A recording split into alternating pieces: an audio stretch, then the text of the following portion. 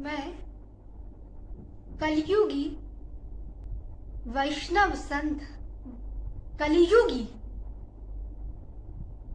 जो अपने आप को वैष्णव एवं संत सन्यासी कह रहे हैं, उन लोगों के बारे में थोड़ा बात करूंगी। आप लोग भूल से भी ना सोचे कि मैं समालोचक हूँ, समालोचना कर रही हूँ, क्योंकि मैं जो गूढ़ रहस्य है वो भी बताऊंगी, ताकि ये सब पाखंड खंडन हो जाए। पाप का जो खंड है वो है पाखंड। उस पाखंड का भी खंडन करने के लिए मेरे गुरु माता आए हैं, और मेरे गुरु माता के निर्देश से मैं बोल रही हूँ। गोष्ठोप्रिया, तो बहुत ध्यान से सुनिए। मैं वृंदावन में हूँ और यहाँ का वातावरण सब जानते हैं। भक्तजन कि हर दिशाओं में, हर मंदिर में सब राधे राधे भजन कीर्तन सब होता रहता है। ठीक है। तो मठों में नियम है, मैं सारे मठ मंदिर के बारे में नहीं बोल रही हूँ, खास तौर से कुछ गौड़िया मठ के विषय में बोल रही हूँ। बुरा मत माने, सारे संत के बारे में मैं नहीं बोल रही हूँ। जहाँ कलयुग का दुरुपयोग हो रहा है उस मठों मंदिरों के बारे में बोल रही हूँ। जहाँ नियमों का उल्लंघन हो रहा है, नियम को दूसरी गलत तरह से विपरीतार्थक करके बताया जा रहा है, वो मैं बोल रही हूँ। तो एक मंदिर गई मैं, एक आश्रम में, तो वहाँ एक उच्च कोटि के संत है, मैं नाम नहीं बताऊंगी। तो सब कहते हैं बहुत ही उच्च कोटि के संत है। तो मैं गई, तो उनसे मिलने ही गए थे, क्योंकि मेरा उद्देश्य था उससे कृपा मांगना, कृपा चाहना कि मुझे कृष्ण भक्ति मिले। तो उनके लिए कुछ फल वगैरह भी ले गए, और वहां जाकर देखे कि मंदिर के अंदर हो रहा है बहुत ब्रह्मचर्य का पालन। सारे ब्रह्मचारी के वेश बनाकर हरे राम राम राम हरे हरे जप रहा है। कोई बातचीत नहीं। देखा, अरे वस्त्र पहनकर आ गए हैं कहां से, बस रंगीली होकर आ गए हैं कहां से, सज धज के। ये तो कोई सांसारिक व्यक्ति ही हो सकता है। यूं देख रहे हैं हमारे और, यूं देख रहे हैं जैसे कि वो बहुत बड़ा ब्रह्मचारी है, बहुत बड़ा सन्यासी है। गैरिक वस्त्र वाले भी थे, और वो यूं देख रहे हैं मेरी तरफ। तो मैंने कुछ नहीं कहा।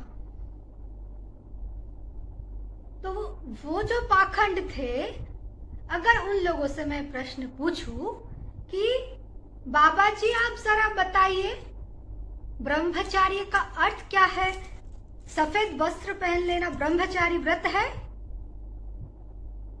या फिर ध्यान दे गूढ़ रहस्य पर, सभी जो भ्रांत धारणाएं लेकर जी रहे हो कि सफेद ब्रह्म वस्त्र पहन लूं, तिलक लगा दूं तो वो ब्रह्मचारी वैष्णव बन गए। एक ब्रह्म ज्ञानी ही जो भगवत साक्षात्कार किया हो, जिसे सारे वेदांत, सारे वेद का सार पता चल गया भगवत कृपा द्वारा, जो एक एक शब्द को, ब्रह्मांड के एक एक रहस्य को अपने अंदर धारण किया ईश्वरीय कृपा द्वारा, जो ब्रह्म स्वरूप बन गए, वो ब्रह्मचारी है। ब्रह्मभूत प्रसन्नात्मा ना शोचति ना कांक्षति, समः सर्वेषु भूतेषु मत भक्ति लभते परम। तो जो ब्रह्मभूत हो जाता है, ब्रह्मभूत जो प्रसन्न आत्मा होते हैं वो किसी को व्यंग्यात्मक दृष्टि से नहीं देखते। वो तो विनम्र रहते हैं, वो तो झुक कर रहते हैं। और देखिए, ब्रह्मचारी वैष्णव वेश बनाकर जो रखे हैं, हजार लाख जप करते हैं, और वो जप का अभिमान भी है, अहंकार भी है, इसलिए ज्ञान नहीं प्राप्त होता उस पाखंडियों को। तो ब्रह्म ज्ञान ठीक ठीक वही प्राप्त कर सकता है जिसे ब्रह्म साक्षात्कार हुआ। और वो कैसे होता है? जो ब्रह्मनिष्ठ एवं ब्रह्मज्ञ ब्रह्मभूत गुरु के पास गए, गुरु के शरण में रहे, वो उस चेतना अनायास पा सकते हैं, गुरु से लाभ कर सकते हैं। तो वो श्रोत्रियम भी होता है और ब्रह्मनिष्ठ भी होते हैं। वो किसी को यूं नहीं देखते व्यंग्यात्मक दृष्टि से। तो जो सब में भगवान को देखते हैं, जैसे हनुमान जी परम विनम्र, स्वयं भगवान होते हुए भी दीन भाव। मेरे परिचय जान के क्या करोगे? मैं राम का दास हूं, बंदर जाति का हूं। ऐसे विनम्रता, वो होते हैं ब्रह्मचारी। और वैष्णव किसे कहते हैं? हम गाना तो सुने हैं, वैष्णव जन तो तेरे कहिए पीर पराई जान है। जो दूसरे के पीड़ा को समझते हैं, और दूसरे की पीड़ा क्या है? वही भवरोग।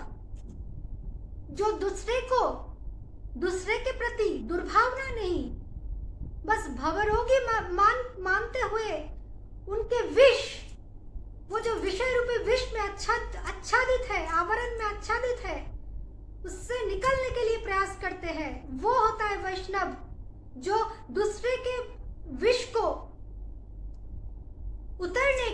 निकलने की प्रयास करते हैं, दूसरे की पीड़ा को, दूसरे की भवरोग को निवारण करने की प्रयास करते हैं। वो होते हैं वैष्णव।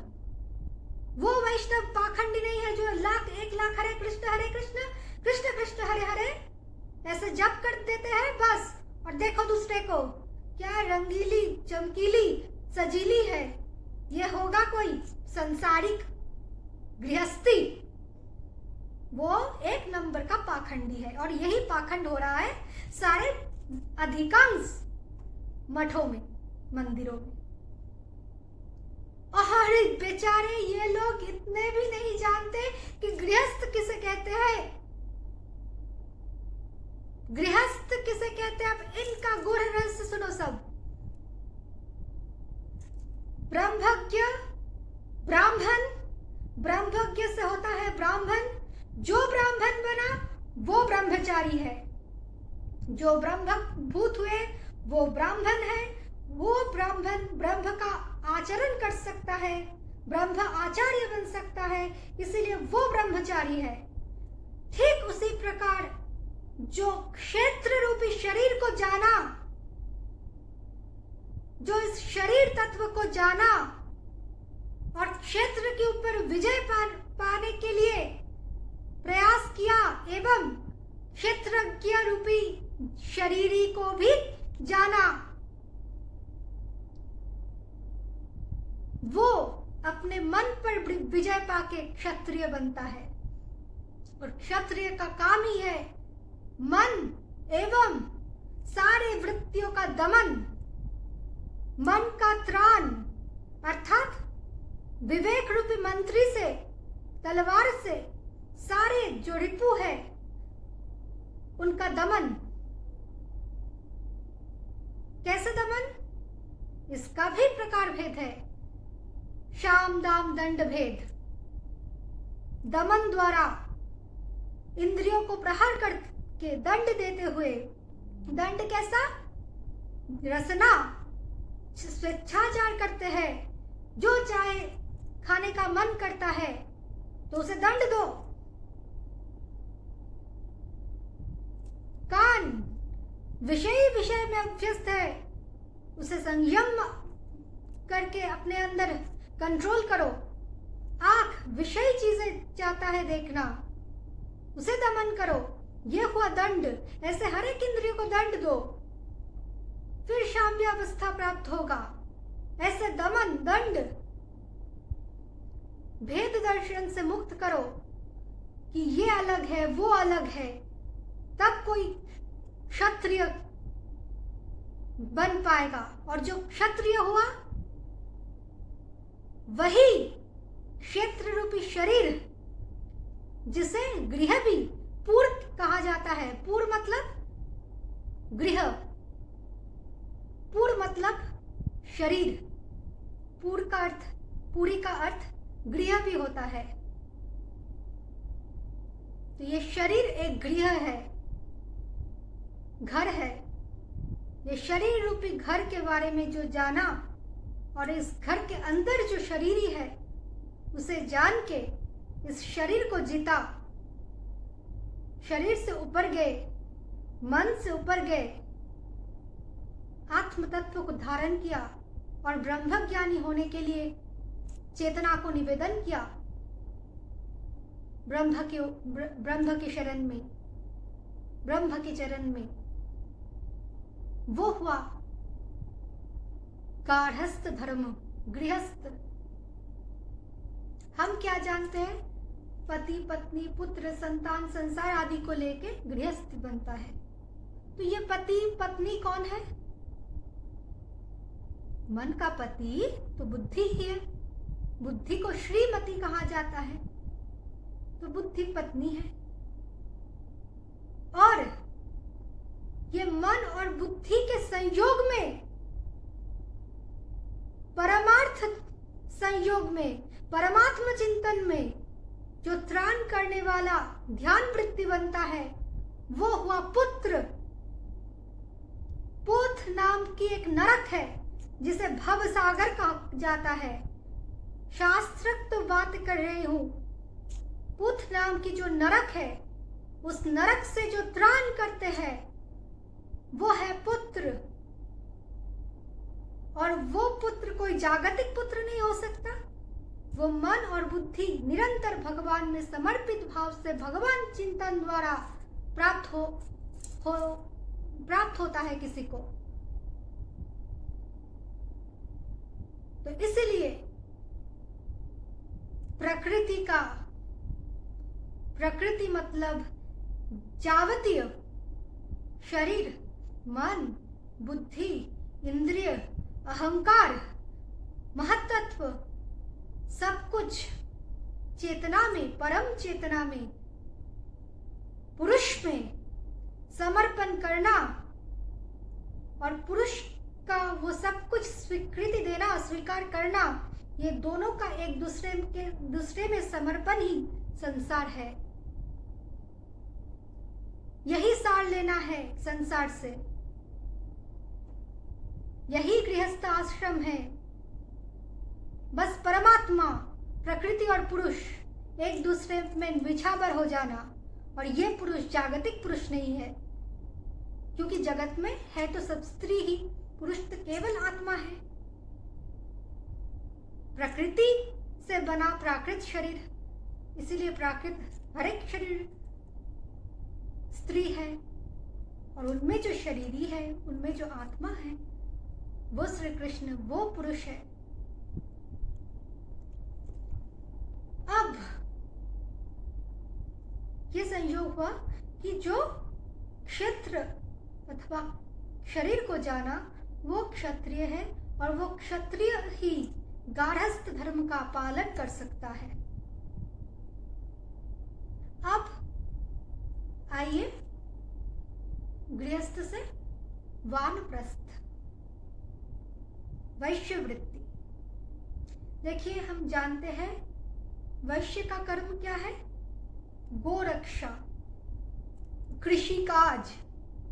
और कृषि क्या है?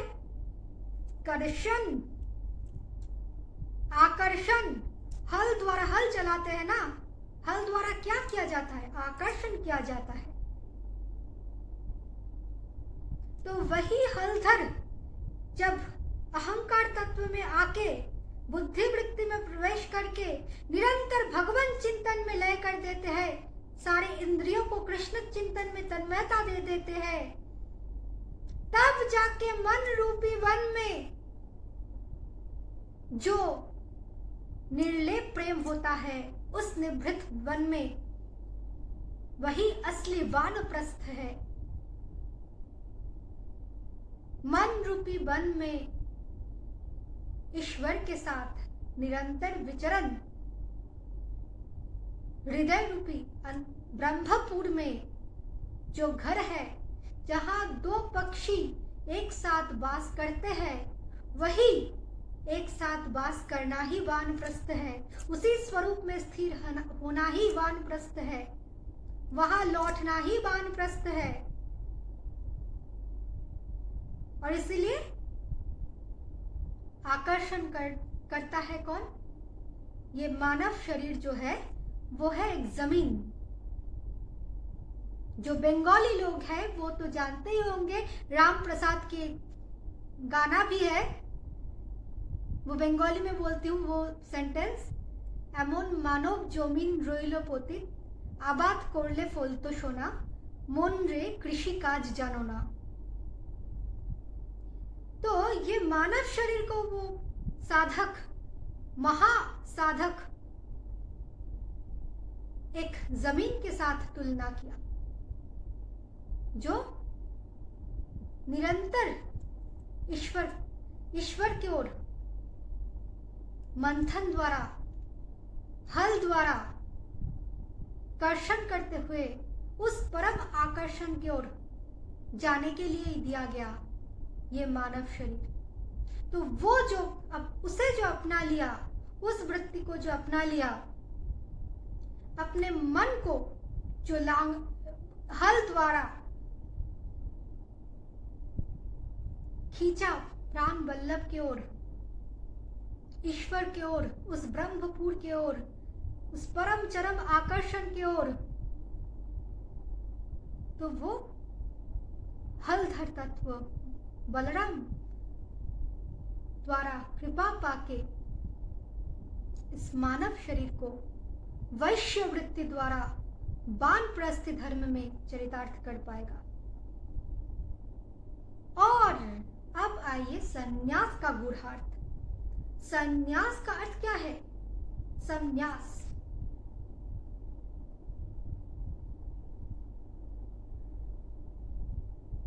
जो जिसका सब कुछ नाश हो गया, जो दिन हो गए, बालकवत हो गए, जिसका अपने में कोई अस्तित्व ही नहीं रहा, वो होता है संन्यास। संन्यास में दो वृत्ति पढ़ते हैं, दो आश्रम पढ़ते हैं, एक परमहंस और एक अवधूत। जैसे मेरी गुरु मां मीरा मां रहती है, उसे अवधूत कहा जाता है। वो संन्यास है, वो गैरी वस्त्र में सज्जित होकर अपने को सन्यासी मानना, ये तो मूर्खता है। देखिए, एक बालक जब जन्म लेते हैं, वो सम्यक रूप से उसका सब कुछ नाश रहता है, मतलब उसके अंदर कोई जीव भाव का प्रकटता नहीं रहता, अहंकार नहीं रहता, वो जानता ही नहीं वो क्या है। वो ब्राह्मण है, क्षत्रिय है, उसके जनेऊ है, वो पंडित है, वो मूर्ख है, वो स्त्री है, पुरुष है, उसका कोई बोध नहीं रहता। तो वो दीन भाव है संन्यास। उसी स्थिति में अगर कोई पहुंचे ईश्वरीय प्रेम और भक्ति द्वारा, जिसका प्रेम अग्नि में, ज्ञान अग्नि में, तप अग्नि में सारे अहंकार नष्ट हो जाए कि मैं सन्यासु, देखो मैं गैरिक वस्त्र धारण किया,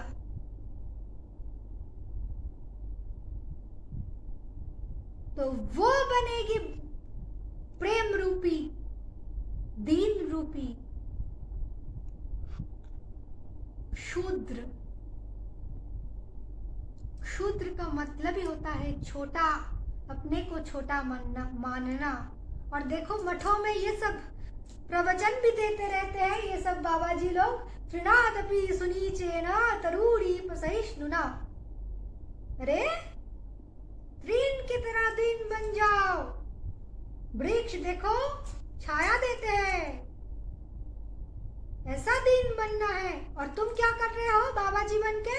यूं देख रहे हो कि ये संसार सांसारिक है, ये गृहस्थी है, ये ब्रह्मचारी है। तुम्हें पता है वेदोक्त का अर्थ क्या है? संन्यास किसे कहते हैं? तो वो शुद्र वृत्ति जिसके अंदर आया प्रेमाग्नि में।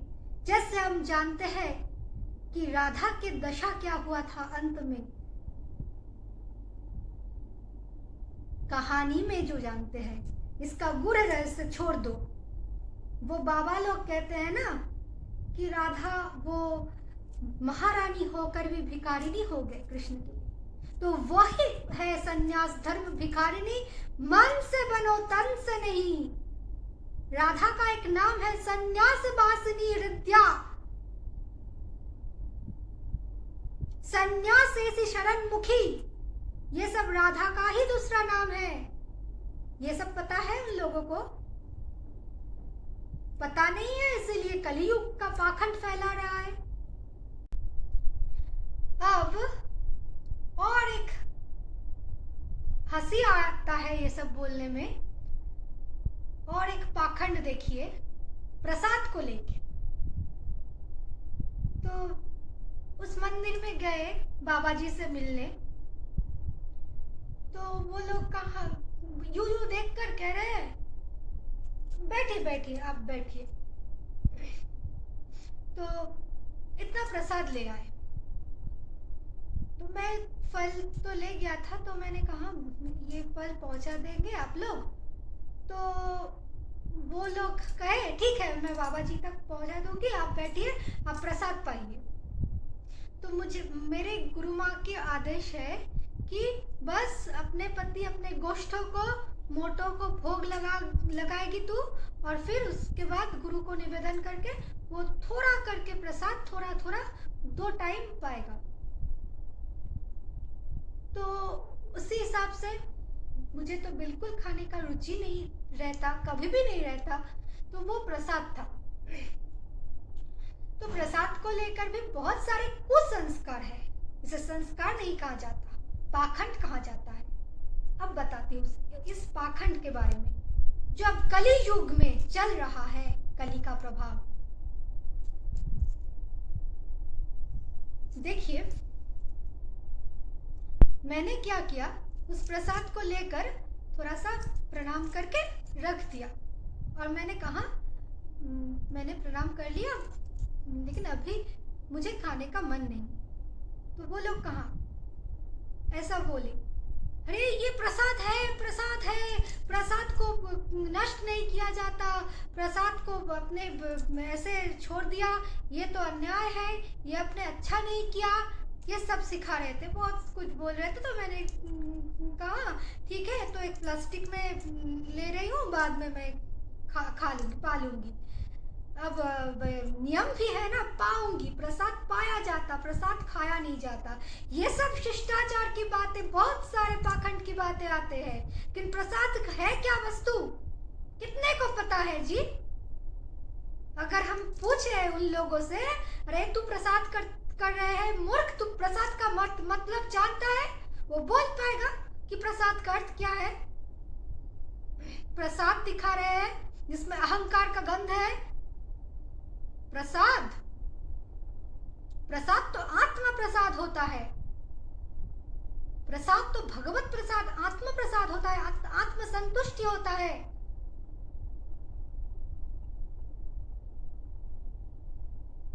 जिसमें कोई लिप्तता नहीं रहता, अहंकार नहीं रहता, वो प्रसाद होता है। प्रसाद हम किसे कहते हैं? जो भोग लगाते हैं, वो भोग ईश्वर को निवेदन करके वो प्रसाद बन जाता है। और भोग क्या है? हम तो भोग ही भोग रहे हैं। अनंत अनादि काल से भोग कर रहे हैं और भोग कर रहे हैं। एक भोग आस्वादन कर रहे हैं और उसके दंड भोग भी रहे हैं। पाप पुण्य सब कुछ तो भोग रहे हैं, और इसे कभी इस भोग को, भोग वासना एवं भोग पाप पुण्य आदि भोगों को कभी समर्पण नहीं किया, कभी गुरु में, ईश्वर में समर्पण नहीं किया। क्या चावल दाल अन्न आदि में ये सब स्वीकारते हैं भगवान? ये सब में रुचि है भगवान का?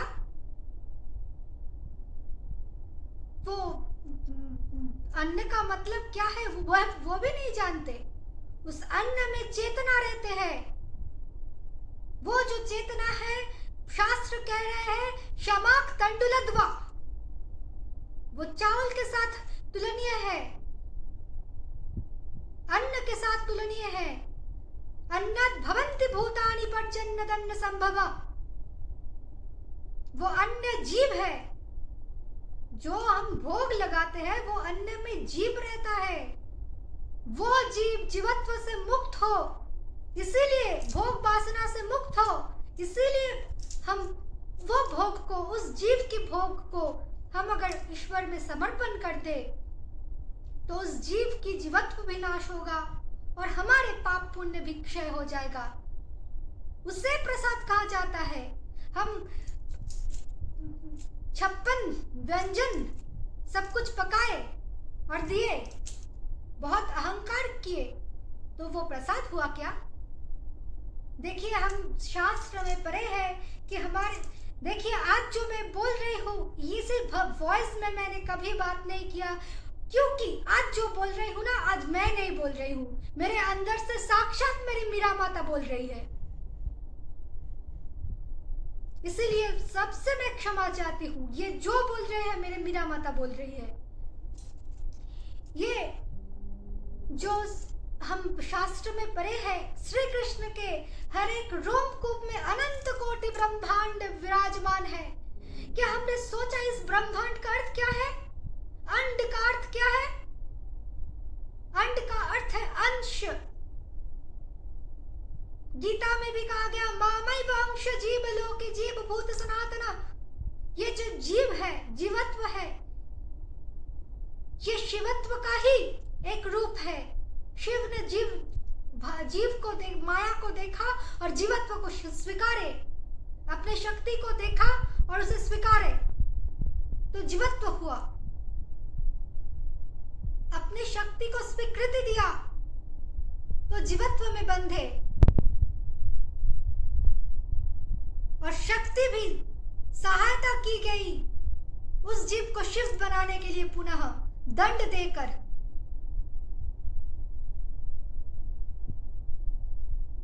तो देखिए, ये तो दूर की बात है। तो इस ब्रह्मांड का अर्थ है जीव भाव में व्यक्त होने का प्रवृत्ति, जन्म लेने का प्रवृत्ति, भोगमुखी प्रवृत्ति, इच्छा शक्ति जो जीवत्व में बंध देता है, वो है अंड। ब्रह्म के बहु होने की प्रवृत्ति, इच्छाएं होता है ब्रह्मांड, तब जाके ब्रह्मांड बनते हैं। तो उसी अनंत कोटि ब्रह्मांड इच्छा शक्ति के रूप में हमारे हर एक कोशिका में भी है। इसीलिए हर एक रोमकूप की हर एक ब्रह्मांड, हर एक इच्छाएं, हर एक कोशिकाएं कृष्णमय हो जाए। इसलिए हमारे शरीर से लेकर मन, बुद्धि, इंद्रिय, आत्मा, अहंकार, सब कुछ का प्रियतम में समर्पण, श्री कृष्ण में निवेदन, वही असली आत्म प्रसाद है।